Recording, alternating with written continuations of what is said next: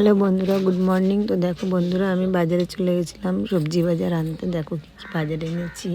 মূলো শাক, লাল শাক, পটল, পেঁয়াজ কলি আর ইত্যাদি সব কিছু, পালং শাকও এনেছি, বাঁধাকপি, লাউ। দেখো আজকে তাহলে কি রান্না করব। আজকে রেসিপি পালং শাক রান্না করব। তো মূলো, আলু, শিম দিয়ে আমি পালং শাক রান্না করব। তো দেখো বন্ধুরা, রেসিপিটা কেমন লাগলো অবশ্যই জানিও। ভালো লাগলে অবশ্যই বন্ধুরা তোমরা আমার এই ব্লগের পাশে থেকো।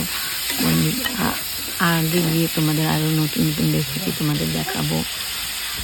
আমি ঘরোয়া যা রান্না করি তাই তোমাদেরকে দেখাচ্ছি। সবাই তোমরা রান্না করে খাও, কিন্তু আমি একটু অন্যরকম রান্না করি, তাই আমার রেসিপিটা আমি তোমাদের সামনে শেয়ার করছি। বন্ধুরা টাটা, বাই বাই।